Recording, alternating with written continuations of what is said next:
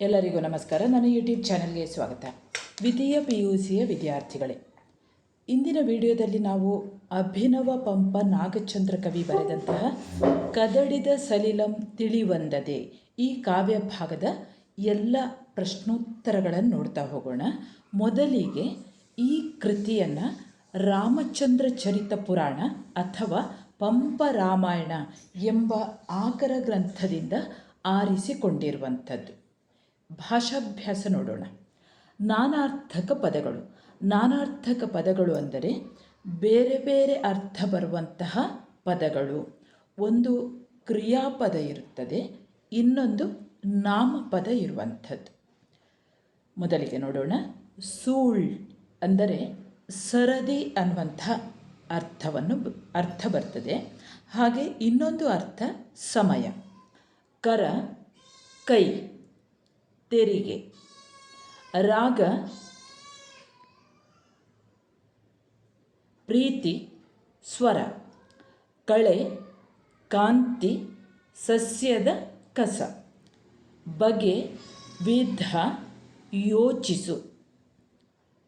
ದೊರೆ ಸಿಗುವುದು, ರಾಜ. ಗಂಡ ಪತಿ, ಇನ್ನೊಂದು ಅರ್ಥ ಅಪಾಯ. ಇನ್ನು ತತ್ಸಮ ತದ್ಭವ ರೂಪಗಳು ನೋಡೋಣ. ಜಸ ಯಶ, ಬನ್ನ ಭಂಗ, ಬೀರ ವೀರ, ಮೊಗ ಮುಖ, ಪರಿಕಿಸು ಪರೀಕ್ಷಿಸು. ಇನ್ನು ಸಮಾನಾರ್ಥಕ ಪದಗಳು.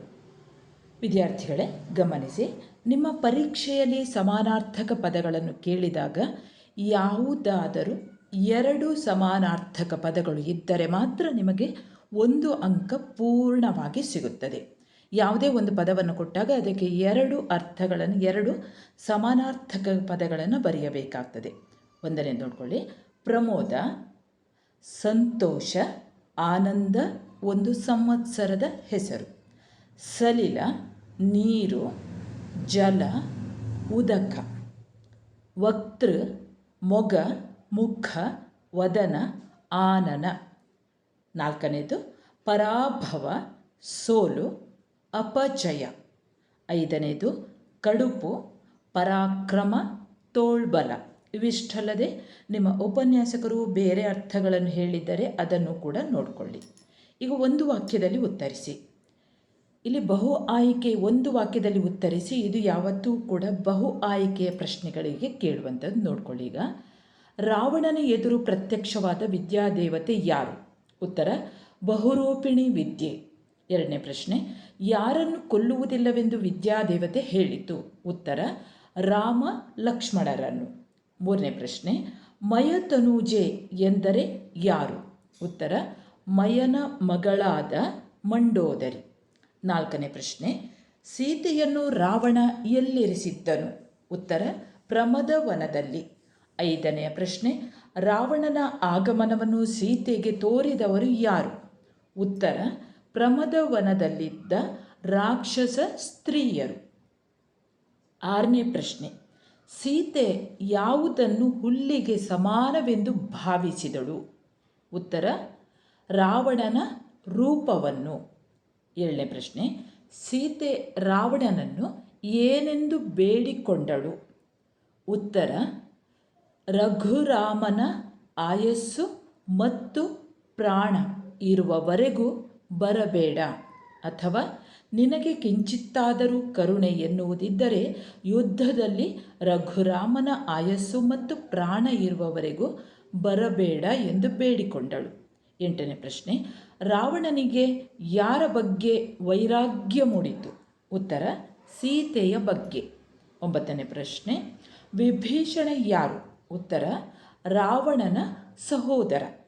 10ನೇ ಪ್ರಶ್ನೆ, ಸೌಮಿತ್ರಿ ಎಂದರೆ ಯಾರು? ಉತ್ತರ ಲಕ್ಷ್ಮಣ. 11ನೆಯ ಪ್ರಶ್ನೆ, ಕದಡಿದ ಸಲಿಲಂ ತಿಳಿವಂದದೆ ಪದ್ಯ ಭಾಗವನ್ನು ಯಾವ ಕೃತಿಯಿಂದ ಆರಿಸಲಾಗಿದೆ? ಉತ್ತರ ರಾಮಚಂದ್ರ ಚರಿತ ಪುರಾಣ ಅಥವಾ ಪಂಪ ರಾಮಾಯಣ. ಇವುಗಳಲ್ಲಿ ಯಾವುದಾದರೂ ಒಂದು ಬರೆದರೂ ಕೂಡ ನಿಮಗೆ ಅಂಕಗಳು ದೊರೆಯುತ್ತವೆ. 12ನೇ ಪ್ರಶ್ನೆ, ಅಭಿನವ ಪಂಪ ಎಂದು ಯಾರನ್ನು ಕರೆಯುತ್ತಾರೆ? ಉತ್ತರ ನಾಗಚಂದ್ರ ಕವಿ. ಈಗ ಮೇನ್ ಕ್ವಶನ್ ಎರಡನೇದು, ಮುಖ್ಯ ಪ್ರಶ್ನೆಗಳು ಎರಡನೇದು ನೋಡ್ಕೊಳ್ಳಿ. 2-3 ವಾಕ್ಯಗಳಲ್ಲಿ ಉತ್ತರಿಸಿ. 2 ಅಂಕಗಳ ಪ್ರಶ್ನೆಗಳು. 1ನೇ ಪ್ರಶ್ನೆ, ಬಹುರೂಪಿಣಿ ವಿದ್ಯೆಯು ರಾವಣನಿಗೆ ಏನೆಂದು ಆಶ್ವಾಸನೆ ಇತ್ತಿತು? ಉತ್ತರ, ಬಹುರೂಪಿಣಿ ವಿದ್ಯೆಯು ಚಕ್ರಧಾರಿಯಾದ ಲಕ್ಷ್ಮಣ ಹಾಗೂ ಚರಮದೇಹಧಾರಿಯಾದ ರಾಮಸ್ವಾಮಿಯನ್ನು ಬಿಟ್ಟು ಉಳಿದ ಎಲ್ಲರನ್ನೂ ನಾಶಗೊಳಿಸುತ್ತೇನೆ ಎಂದು ಆಶ್ವಾಸನೆಯನ್ನು ನೀಡಿತು. 2ನೇ ಪ್ರಶ್ನೆ, ರಾವಣ ತನ್ನ ಅಂತಃಪುರದ ಸ್ತ್ರೀಯರನ್ನು ಹೇಗೆ ಸಂತೈಸಿದನು? ಉತ್ತರ, ರಾವಣನು ಆ ಅಂಗದಾದಿಗಳನ್ನು ಭ್ರೂಭಂಗ ಮಾತ್ರದಲ್ಲಿ, ಅಂದರೆ ಹುಬ್ಬುಗಂಟಿಕ್ಕುವುದರೊಳಗೆ ಸೆರೆ ಹಿಡಿದು ತಂದು ಅವರನ್ನು ವಿಧವಾಗಿ ದಂಡಿಸುವೆನು ಎಂದು ತನ್ನ ಅಂತಃಪುರದ ಸ್ತ್ರೀಯರನ್ನು ಸಂತೈಸಿದನು. 3ನೇ ಪ್ರಶ್ನೆ, ಸೀತೆಯ ತಲ್ಲಣಕ್ಕೆ ಕಾರಣವೇನು? ಉತ್ತರ, ರಾವಣನು ಪ್ರಮದವನಕ್ಕೆ ಬರುವುದನ್ನು ರಾಕ್ಷಸ ಸ್ತ್ರೀಯರು ಸೀತೆಗೆ ಹೇಳುತ್ತಾರೆ. ಆಗ ಸೀತೆಯು ರಾವಣನಿಂದ ರಾಮಲಕ್ಷ್ಮಣರ ಬಗ್ಗೆ ಯಾವ ಕೆಟ್ಟ ವಾರ್ತೆಯನ್ನು ಕೇಳಬೇಕಾಗುತ್ತದೆಯೋ ಎಂದು ತಲ್ಲಣಗೊಳ್ಳುತ್ತಾಳೆ. 4ನೇ ಪ್ರಶ್ನೆ, ರಾವಣನು ಸೊಕ್ಕಿನಿಂದ ಸೀತೆಯನ್ನು ಉದ್ದೇಶಿಸಿ ಆಡಿದ ಮಾತುಗಳು ಯಾವುವು? ಉತ್ತರ, ರಾವಣನು ಸೀತೆಯನ್ನು ಉದ್ದೇಶಿಸಿ, ನನಗೆ ಬಹುರೂಪಿಣಿ ವಿದ್ಯೆಯು ಒಲಿದಿದೆ. ಯುದ್ಧದಲ್ಲಿ ನನಗೆ ಅಸಾಧ್ಯವಾದ ಪ್ರತಿಪಕ್ಷವಿಲ್ಲ. ಇನ್ನಾದರೂ ನೀನು ರಾಮನ ಮೇಲಿನ ವ್ಯಾಮೋಹವನ್ನು ಬಿಟ್ಟು ನನಗೆ ಒಲಿದು ಸಾಮ್ರಾಜ್ಯ ಸುಖವನ್ನು ಅನುಭವಿಸಬೇಕು ಎಂದು ಸೊಕ್ಕಿನಿಂದ ಮಾತನಾಡಿದನು.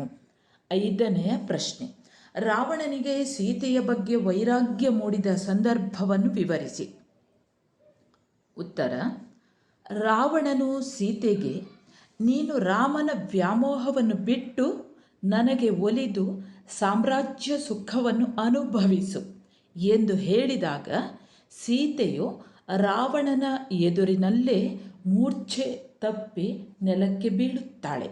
ಆಗ ರಾವಣನಿಗೆ ಸೀತೆಯಲ್ಲಿ ವೈರಾಗ್ಯ ಮೂಡುತ್ತದೆ. ಕದಡಿ ಹೋದ ನೀರು ತಿಳಿಯಾಗುವಂತೆ ತನಗೆ ತಾನೇ ತಿಳಿದುಕೊಂಡ ರಾವಣನಲ್ಲಿ ಸೀತೆಯ ಬಗ್ಗೆ ವೈರಾಗ್ಯ ಮೂಡುತ್ತದೆ. 6ನೇ ಪ್ರಶ್ನೆ, ರಾವಣನು ತನ್ನ ಆಪ್ತರನ್ನು ಕುರಿತು ಏನೆಂದು ಹೇಳಿದನು? ಉತ್ತರ, ರಾವಣನು ತನ್ನ ಆಪ್ತರಿಗೆ, ಸೀತೆಯು ತನ್ನ ಗುಣದ ಪರಿಪಾಲನೆಗಾಗಿ ನನಗೆ ಮನಸ್ಸು ಮಾಡಲಿಲ್ಲ.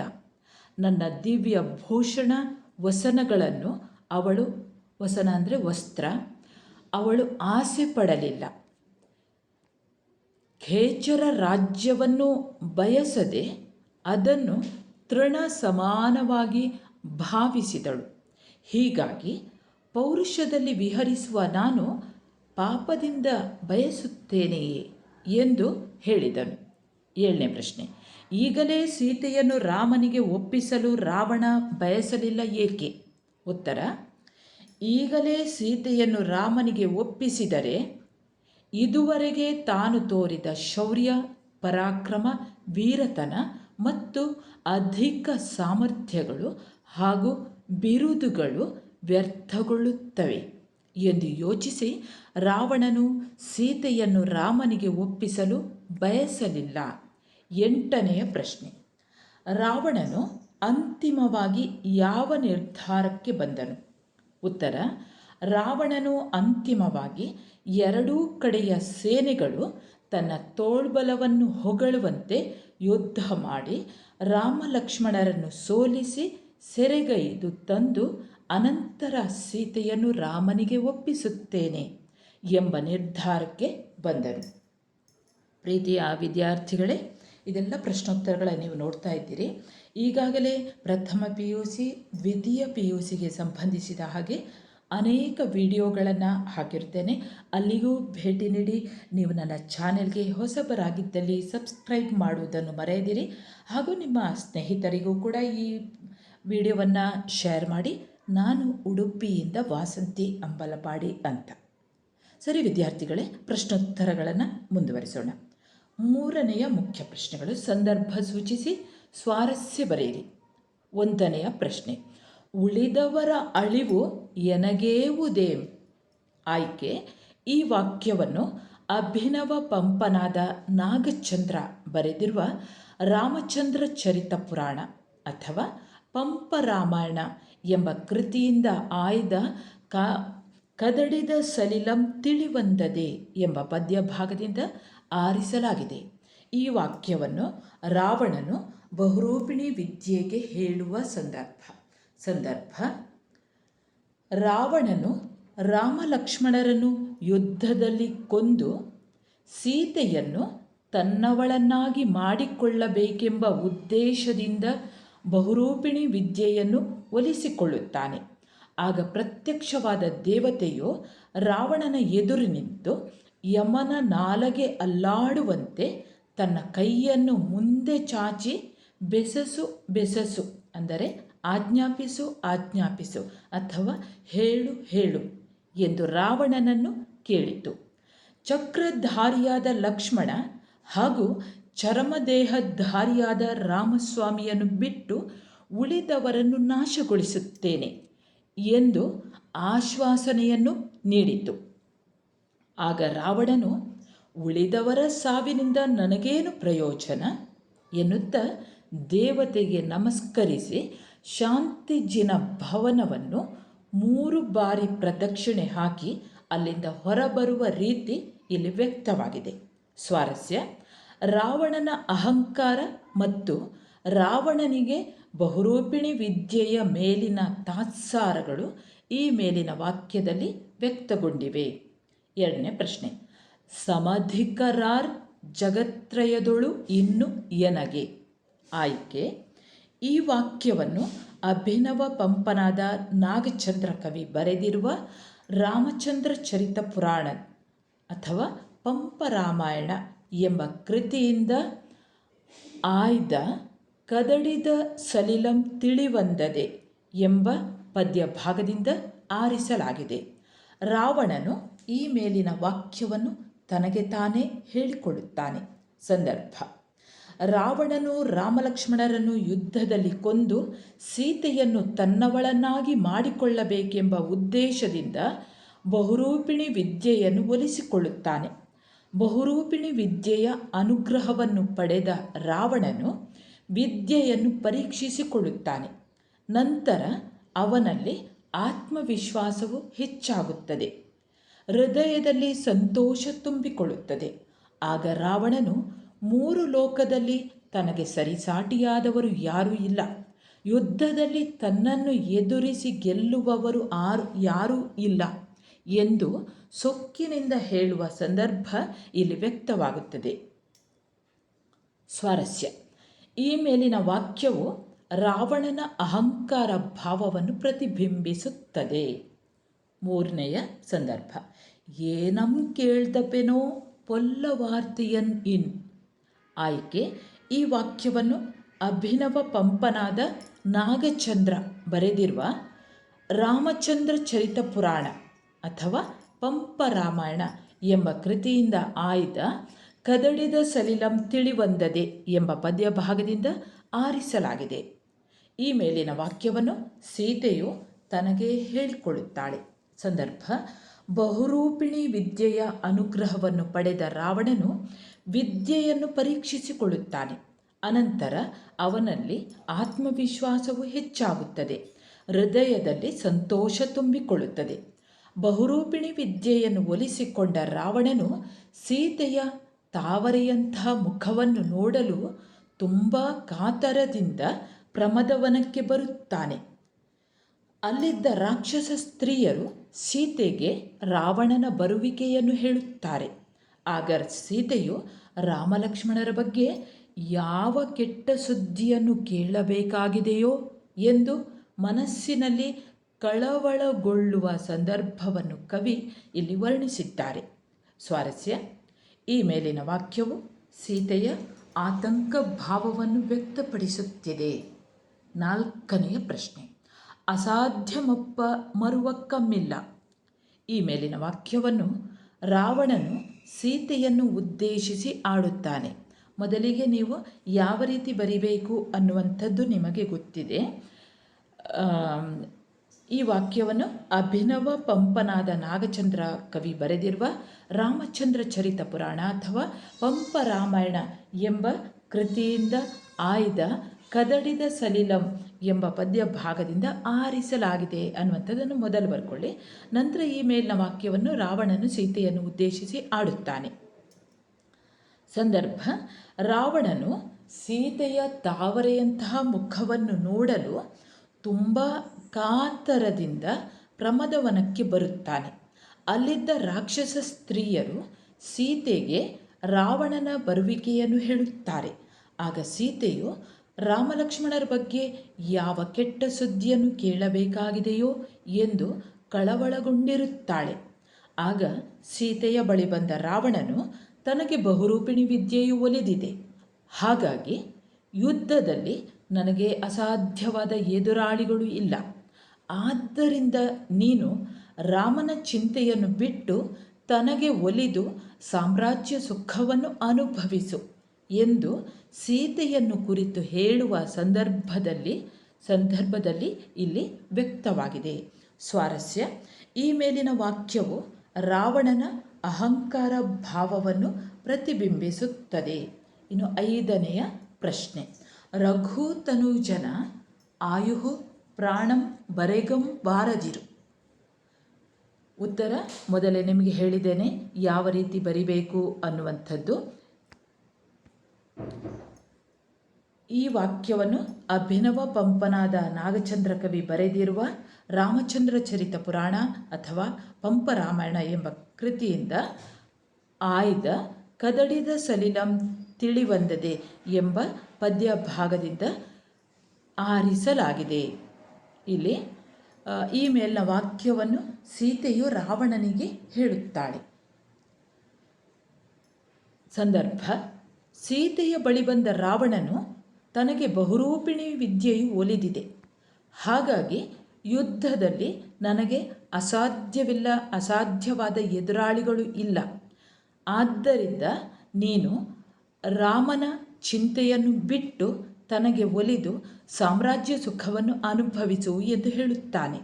ಆಗ ಸೀತೆಯು ಮನದಲ್ಲಿ ದುಃಖಿಸುತ್ತಾ ರಾವಣನನ್ನು ಉದ್ದೇಶಿಸಿ, ನೀನು ನನ್ನ ಮೇಲೆ ಕರುಣೆ ತೋರುವುದಾದರೆ ಯುದ್ಧದಲ್ಲಿ ರಾಮನ ಆಯಸ್ಸು ಪ್ರಾಣ ಇರುವವರೆಗೆ ಬರಬೇಡ ಎಂದು ಮೂರ್ಛೆ ತಪ್ಪಿ ನೆಲಕ್ಕೊರಗುವ ಸಂದರ್ಭವನ್ನು ಕವಿ ವ್ಯಕ್ತಪಡಿಸಿದ್ದಾರೆ.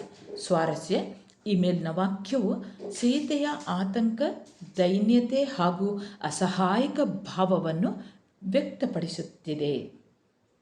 ಇನ್ನು 6ನೇದು ಕದಡಿದ ಸಲಿಲಂ ತಿಳಿವಂದದೆ. ಇದು ಕೂಡ ಯಾವ ರೀತಿ ಬರಿಬೇಕು ಅಂತ ಗೊತ್ತಾಗ್ತದೆ. ಅದನ್ನು ಬರೆದ ನಂತರ ಹೀಗೆ ಬರೆಯಿರಿ: ಈ ಮೇಲಿನ ವಾಕ್ಯವನ್ನು ಕವಿ ಹೇಳಿರುವನು. ಸಂದರ್ಭ: ಸೀತೆಯ ಬಳಿ ಬಂದ ರಾವಣನು ತನಗೆ ಬಹುರೂಪಿಣಿ ವಿದ್ಯೆಯು ಒಲಿದಿದೆ, ಹಾಗಾಗಿ ನೀನು ರಾಮನ ಚಿಂತೆಯನ್ನು ಬಿಟ್ಟು ನನಗೆ ಒಲಿದು ಸಾಮ್ರಾಜ್ಯ ಸುಖವನ್ನು ಅನುಭವಿಸು ಎಂದು ಹೇಳುತ್ತಾನೆ. ಆಗ ಸೀತೆಯು ರಾವಣನನ್ನು ಉದ್ದೇಶಿಸಿ, ನೀನು ನನ್ನ ಮೇಲೆ ಕರುಣೆ ತೋರುವುದಾದರೆ ಯುದ್ಧದಲ್ಲಿ ರಾಮನ ಆಯಸ್ಸು ಪ್ರಾಣ ಇರುವವರೆಗೆ ಬರಬೇಡ ಎಂದು ಸೀತೆಯು ಮೂರ್ಛೆ ತಪ್ಪಿ ನೆಲದ ಮೇಲೆ ಬಿದ್ದಾಗ ರಾವಣನಲ್ಲಿ ಅವಳ ಬಗ್ಗೆ ಕರುಣೆ, ಅನುಕಂಪ ಉಂಟಾಗಿ ವ್ಯಾಮೋಹವು ದೂರವಾಗುತ್ತದೆ. ಸೀತೆಯನ್ನು ಅಪಹರಿಸಿದಾಗ ಕದಡಿ ಹೋದ ನೀರು ತಿಳಿಯಾಗುವಂತೆ ರಾವಣನ ಮನಸ್ಸು ತಿಳಿಯಾಗುತ್ತದೆ. ಆಗ ಅವನ ಮನಸ್ಸು ಅವಳ ಮೇಲಿನ ವ್ಯಾಮೋಹದಿಂದ ಬಿಡಿಸಿಕೊಂಡು ನಿರ್ಮಲಗೊಳ್ಳುತ್ತದೆ ಎಂಬುದನ್ನು ಕವಿ ವರ್ಣಿಸಿದ್ದಾರೆ. ಸ್ವಾರಸ್ಯ: ಈ ಮೇಲಿನ ವಾಕ್ಯವನ್ನು ಕವಿಯು ರಾವಣನ ಮನಃ ಪರಿವರ್ತನೆಯ ರೀತಿಯನ್ನು ಅಭಿವ್ಯಕ್ತಿಸಿದ್ದಾರೆ. 7ನೆಯ ಪ್ರಶ್ನೆ: ಉದಾತ್ತನೊಳ್ ಪುಟ್ಟದಲ್ತೇ ನೀಲಿರಾಗಂ. ಮೊದಲಿಗೆ ಹೇಗೆ ಬರಿಬೇಕಂತ ಗೊತ್ತಾಗ್ತದೆ, ಅದೇ ರೀತಿ ಬರೆಯಿರಿ. ನಂತರ ಈ ಮೇಲಿನ ವಾಕ್ಯವನ್ನು ಕವಿ ಹೇಳಿರುವರು. ಸಂದರ್ಭ: ಸೀತೆಯು ಮೂರ್ಛೆ ತಪ್ಪಿ ನೆಲದ ಮೇಲೆ ಬಿದ್ದಾಗ ರಾವಣನಲ್ಲಿ ಅವಳ ಬಗ್ಗೆ ಕರುಣೆ ಅನುಕಂಪ ಉಂಟಾಗಿ ವ್ಯಾಮೋಹವು ದೂರಾಗುತ್ತದೆ.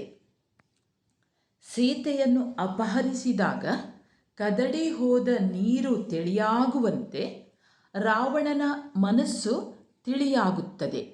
ರಾವಣನಲ್ಲಿ ಉದಾತ್ತ ಗೌರವ ಭಾವನೆಗಳು ಮೂಡುತ್ತವೆ ಎಂಬುದನ್ನು ಕವಿಯು ವರ್ಣಿಸುತ್ತಾರೆ.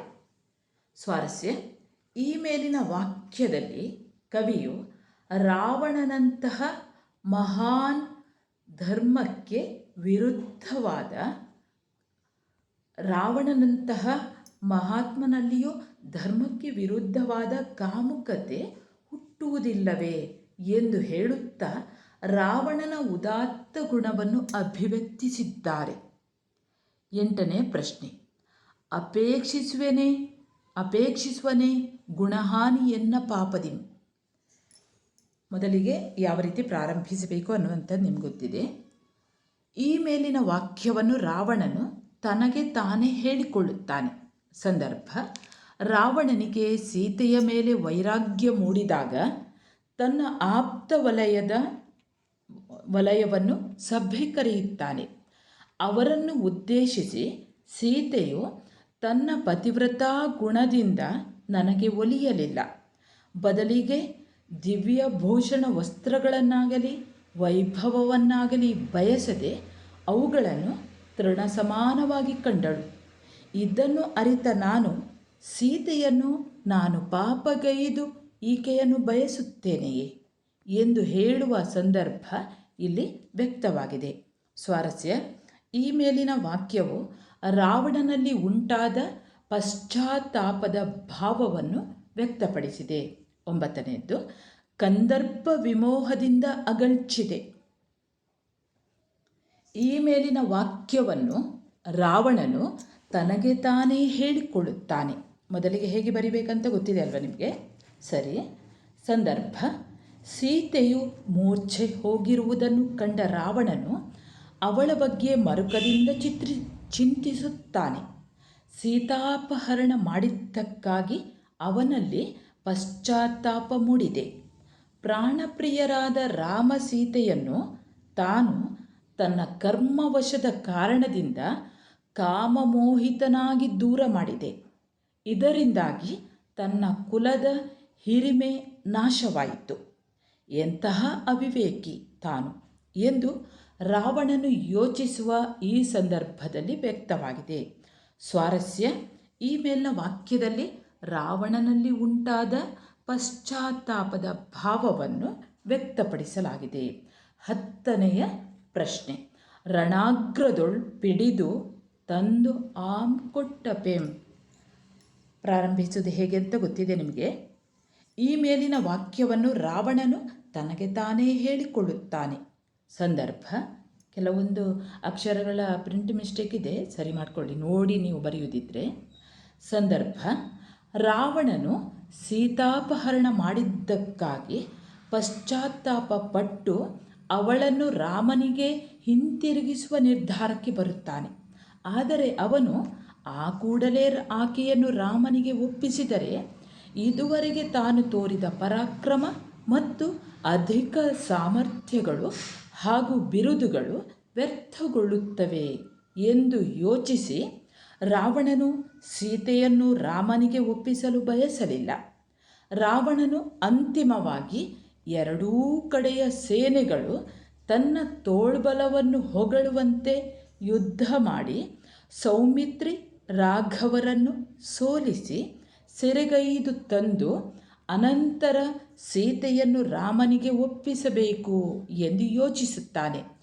ಅವನ ಈ ಯೋಚನೆಯು ಈ ಮೇಲಿನ ವಾಕ್ಯದಲ್ಲಿ ವ್ಯಕ್ತಪಡಿಸಲಾಗಿದೆ.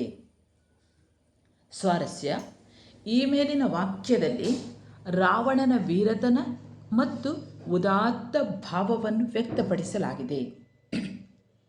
ಇನ್ನು 4ನೆಯ ಮುಖ್ಯ ಪ್ರಶ್ನೆಗಳು. 5-6 ವಾಕ್ಯಗಳಲ್ಲಿ ಉತ್ತರಿಸಿ. 1ನೆಯ ಪ್ರಶ್ನೆ: ರಾವಣನು ಬಹುರೂಪಿಣಿ ವಿದ್ಯೆಯನ್ನು ಒಲಿಸಿಕೊಂಡ ಸಂದರ್ಭವನ್ನು ವಿವರವಾಗಿ ಬರೆಯಿರಿ. ಉತ್ತರ: ರಾವಣನು ರಾಮಲಕ್ಷ್ಮಣರನ್ನು ಯುದ್ಧದಲ್ಲಿ ಕೊಲ್ಲುವ ಸಲುವಾಗಿ ಶಾಂತಿಜಿನ ಭವನದೊಳಗೆ ಬಹುರೂಪಿಣಿ ವಿದ್ಯೆಯನ್ನು ಒಲಿಸಿಕೊಳ್ಳಲು ಧ್ಯಾನ ಮಾಡುತ್ತಿರುತ್ತಾನೆ. ಆಗ ಅಂಗದಾದಿಗಳು ಅವನ ಅಂತಃಪುರಕ್ಕೆ ಬಂದು ಮಂಡೋದರಿ ಮತ್ತು ಇತರ ಸ್ತ್ರೀಯರಿಗೆ ಅನೇಕ ಬಗೆಯ ತೊಂದರೆಗಳನ್ನು ನೀಡಿದರು. ರಾವಣನು ಧ್ರುವ ನಕ್ಷತ್ರದಂತೆ ಚಲಿಸದೆ ಮನಸ್ಸನ್ನು ನಿಗ್ರಹಿಸಿಕೊಂಡು ಬಹುರೂಪಿಣಿ ವಿದ್ಯೆಯನ್ನು ಒಲಿಸಿಕೊಂಡನು. ಆಗ ಮುಂಗಾರು ಮಳೆಯ ಸಿಡಿಲಿನ ಆರ್ಭಟವನ್ನು ಮೀರಿಸುವ ಹಾಗೆ ಪ್ರತ್ಯಕ್ಷವಾದ ವಿದ್ಯಾದೇವತೆಯು ರಾವಣನ ಎದುರು ನಿಂತು ಯಮನ ನಾಲಗೆ ಅಲ್ಲಾಡುವಂತೆ ತನ್ನ ಕೈಯನ್ನು ಮುಂದೆ ಚಾಚಿ ಬೆಸಸು ಬೆಸಸು ಅಂದರೆ ಆಜ್ಞಾಪಿಸು ಆಜ್ಞಾಪಿಸು ಎಂದು ರಾವಣನನ್ನು ಕೇಳಿತು. ಆಗ ರಾವಣನು ರಾಮಲಕ್ಷ್ಮಣರನ್ನು ಕೊಲ್ಲಬೇಕು ಎಂದು ಹೇಳಿದನು.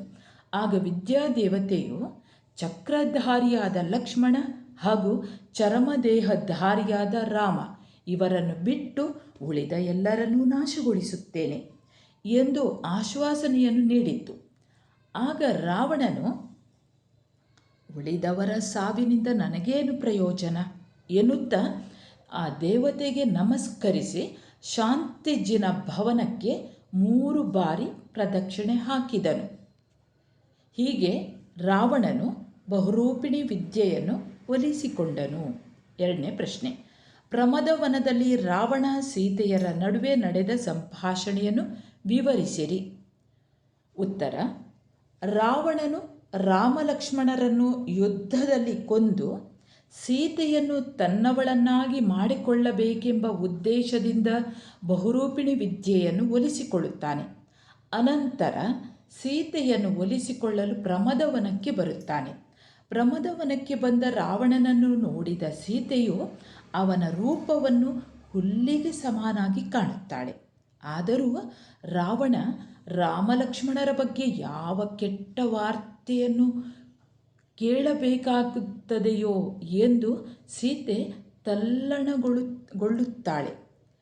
ಸೀತೆಯ ಸಮೀಪಕ್ಕೆ ಬಂದ ರಾವಣನು, ಬಹುರೂಪಿಣಿ ವಿದ್ಯೆಯು ನನಗೆ ಒಲಿದಿದೆ, ಆದ್ದರಿಂದ ನನಗೆ ಅಸಾಧ್ಯವಾದ ಪ್ರತಿಪಕ್ಷವಿಲ್ಲ.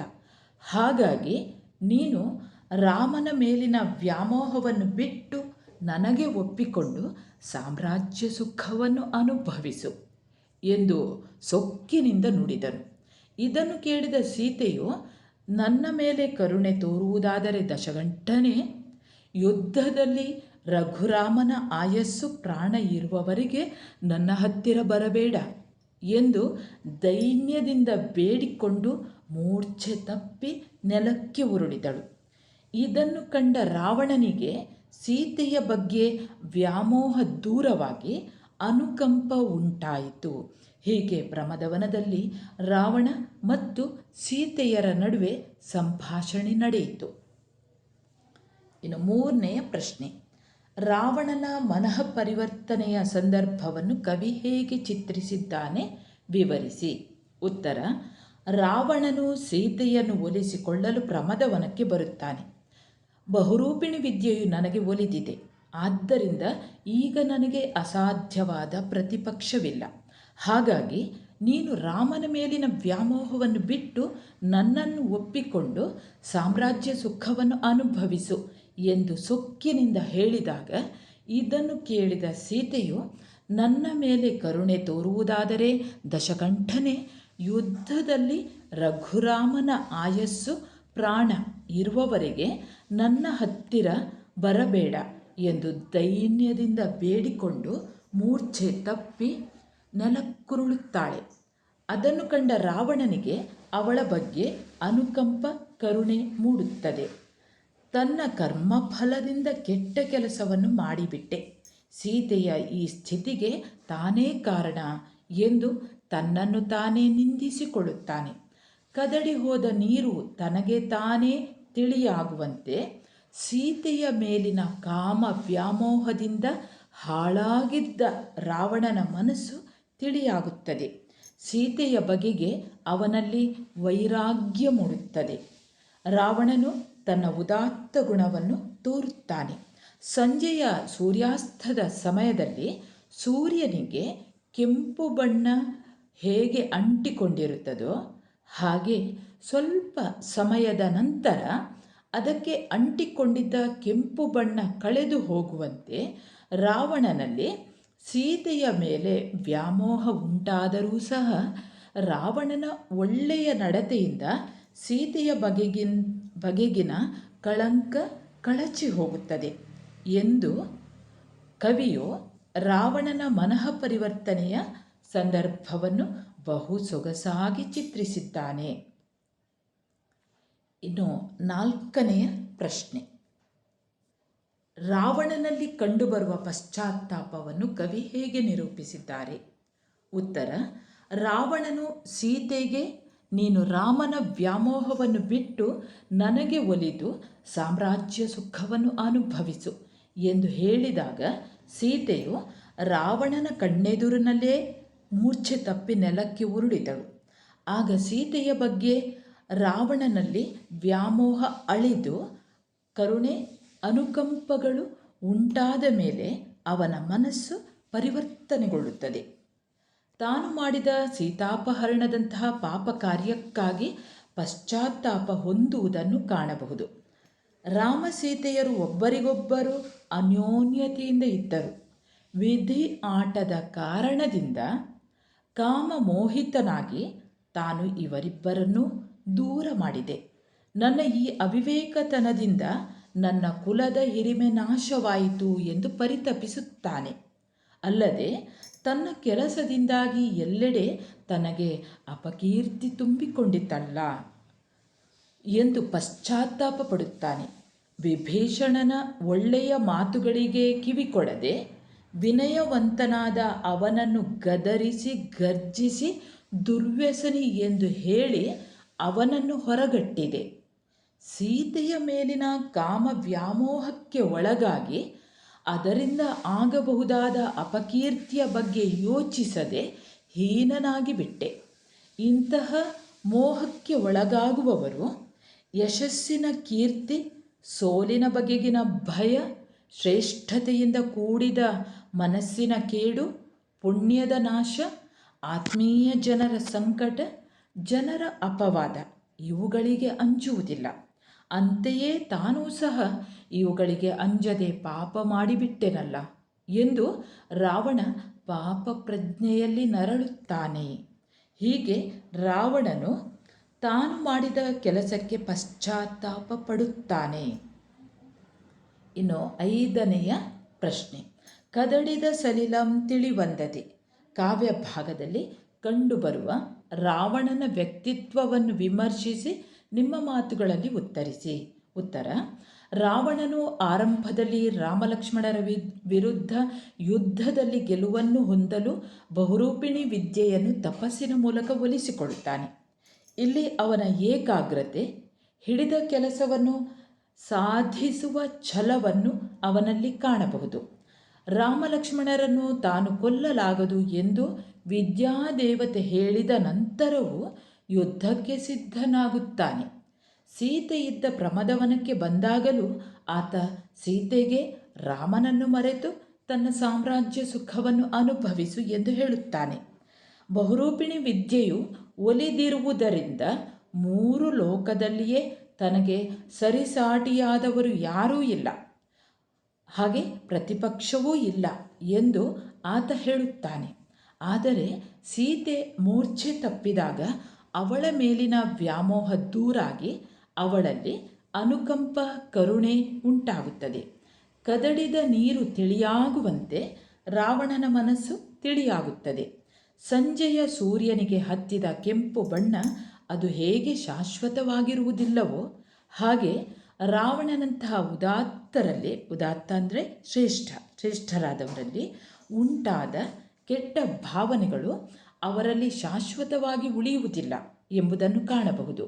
ಮಾಡಿದ ಪಾಪಕ್ಕಾಗಿ ಪಶ್ಚಾತ್ತಾಪ ಪಡುವುದನ್ನು ರಾವಣನಲ್ಲಿ ಕಾಣಬಹುದು. ತನ್ನ ತಪ್ಪಿಗಾಗಿ ರಾವಣ ತನ್ನ ಆಪ್ತ ವಲಯದ ಸಭೆ ಕರೆದು ಪಶ್ಚಾತ್ತಾಪ ಪಡುವುದು, ಪ್ರಾಣಪ್ರಿಯರಾದ ರಾಮ ಸೀತೆಯರನ್ನು ಬೇರ್ಪಡಿಸಿ ತನ್ನ ಕುಲದ ಹಿರಿಮೆಗೆ ಕಳಂಕ ತಂದೆನೆಂದು ವಿಭೀಷಣ ಹಿತವಚನ ಹೇಳಿದರೂ ಅವನ ಮಾತನ್ನು ತಾನು ಕೇಳಲಿಲ್ಲ ಎಂದು ಪಶ್ಚಾತ್ತಾಪದಿಂದ ಸಂಕಟಪಡುವ ರಾವಣನ ವ್ಯಕ್ತಿತ್ವವನ್ನು ಇಲ್ಲಿ ಕವಿ ಚಿತ್ರಿಸಿದ್ದಾರೆ. ಅಂತಿಮವಾಗಿ ರಾವಣನು ಸೀತೆಯನ್ನು ರಾಮನಿಗೆ ಒಪ್ಪಿಸುವ ನಿರ್ಧಾರಕ್ಕೆ ಬರುವನಾದರೂ ತಕ್ಷಣವೇ ಒಪ್ಪಿಸದೆ ಯುದ್ಧದಲ್ಲಿ ರಾಮಲಕ್ಷ್ಮಣರನ್ನು ಸೋಲಿಸಿ ಸೆರೆ ಹಿಡಿದು ತಂದು ಅನಂತರವೇ ಸೀತೆಯನ್ನು ಒಪ್ಪಿಸಬೇಕು ಎಂದು ಆತ ಯೋಚಿಸುವಲ್ಲಿ ಅವನ ಶೌರ್ಯದ ವ್ಯಕ್ತಿತ್ವವನ್ನು ನಾವು ಮನಗಾಣಬಹುದು. ಒಟ್ಟಿನಲ್ಲಿ ರಾವಣ ಒಬ್ಬ ಉದಾತ್ತ ಶ್ರೇಷ್ಠ ಪರಾಕ್ರಮಿ ಎಂದು ಹೇಳಬಹುದು. ಇಲ್ಲಿನ ಪ್ರಶ್ನೆಗಳು ನೋಡ್ಕೊಳ್ಳಿ. ಒಂದು ಸಲಕ್ಕೆ ಆಗಿದೆ. ಒಂದು ವಾಕ್ಯದಲ್ಲಿ ಉತ್ತರಿಸಿ. ರಾವಣನ ಎದುರು ಪ್ರತ್ಯಕ್ಷವಾದ ವಿದ್ಯಾದೇವತೆ ಯಾರು? ಉತ್ತರ ಬಹುರೂಪಿಣಿ ವಿದ್ಯೆ. ಎರಡನೇ ಪ್ರಶ್ನೆ, ಯಾರನ್ನು ಕೊಲ್ಲುವುದಿಲ್ಲವೆಂದು ವಿದ್ಯಾದೇವತೆ ಹೇಳಿತು? ಉತ್ತರ ರಾಮಲಕ್ಷ್ಮಣರನ್ನು. ಮೂರನೇ ಪ್ರಶ್ನೆ, ಮಯತನುಜೆ ಎಂದರೆ ಯಾರು? ಉತ್ತರ ಮಂಡೋದರಿ. ನಾಲ್ಕನೇ ಪ್ರಶ್ನೆ, ಸೀತೆಯನ್ನು ರಾವಣ ಎಲ್ಲಿರಿಸಿದ್ದನು? ಉತ್ತರ ಪ್ರಮದವನದಲ್ಲಿ. ಐದನೇ ಪ್ರಶ್ನೆ, ರಾವಣನ ಆಗಮನವನ್ನು ಸೀತೆಗೆ ತೋರಿದವರು ಯಾರು? ಉತ್ತರ ರಾಕ್ಷಸ ಸ್ತ್ರೀಯರು. ಆರನೇ ಪ್ರಶ್ನೆ, ಸೀತೆ ಯಾವುದನ್ನು ಹುಲ್ಲಿಗೆ ಸಮಾನ ಎಂದು ಭಾವಿಸಿದಳು? ಉತ್ತರ ರಾವಣನ ರೂಪ. ಏಳನೇ ಪ್ರಶ್ನೆ, ಸೀತೆ ರಾವಣನನ್ನು ಏನೆಂದು ಬೇಡಿಕೊಂಡಳು? ಯುದ್ಧದಲ್ಲಿ ರಘುರಾಮನ ಆಯಸ್ಸು ಮತ್ತು ಪ್ರಾಣ ಇರುವವರೆಗೂ ಬರಬೇಡ. ಎಂಟನೇ ಪ್ರಶ್ನೆ, ರಾವಣನಿಗೆ ಯಾರ ಬಗ್ಗೆ ವೈರಾಗ್ಯ ಮೂಡಿತು? ಸೀತೆಯ ಬಗ್ಗೆ ರಾವಣನಿಗೆ ವೈರಾಗ್ಯ ಮೂಡಿತು. ವಿಭೀಷಣ ಯಾರು? ವಿಭೀಷಣ ರಾವಣನ ಕಿರಿಯ ಸಹೋದರ. ಹತ್ತನೇ ಪ್ರಶ್ನೆ, ಸೌಮಿತ್ರಿ ಎಂದರೆ ಯಾರು? ಉತ್ತರ ಲಕ್ಷ್ಮಣ. ಸರಿ ವಿದ್ಯಾರ್ಥಿಗಳೇ, ಇಲ್ಲಿಗೆ ಕದಡಿದ ಸಲಿಲಂ ಮುಕ್ತಾಯವಾಗ್ತಾ ಇದೆ. ಹಾಗೆ ವಿದ್ಯಾರ್ಥಿಗಳೇ, ಈ ಒಂದು ಕದಡಿದ ಸಲಿಲಂ ತಿಳಿ ಬಂದದೆ, ಕದಡಿ ಹೋದ ನೀರು ತಿಳಿಯಾಗುವ ರೀತಿಯಲ್ಲಿ ಎನ್ನುವಂತಹ ಈ ಒಂದು ಕಾವ್ಯ ಭಾಗದ ಪ್ರಶ್ನೋತ್ತರ ಮುಗಿದಿದೆ. ಹಾಗೆ ಇದಕ್ಕೆ ಸಂಬಂಧಿಸಿದ ಹಾಗೆ ಇನ್ನೂ ಅನೇಕ ವಿಡಿಯೋಗಳನ್ನು ಹಾಕಿದ್ದೇನೆ. ಅಲ್ಲಿಗೂ ಕೂಡ ಭೇಟಿ ನೀಡಿ ಹೆದರದೆ ಪರೀಕ್ಷೆಯನ್ನು ಎದುರಿಸಿ. ಸರಿ ವಿದ್ಯಾರ್ಥಿಗಳೇ, ಮುಂದೆ ಇನ್ನೊಂದು ಪಾಠದೊಂದಿಗೆ ಮತ್ತೆ ಬರುತ್ತೇನೆ ನಿಮ್ಮ ಎದುರಿಗೆ. ಅಲ್ಲಿಯವರೆಗೆ ನಮಸ್ಕಾರ.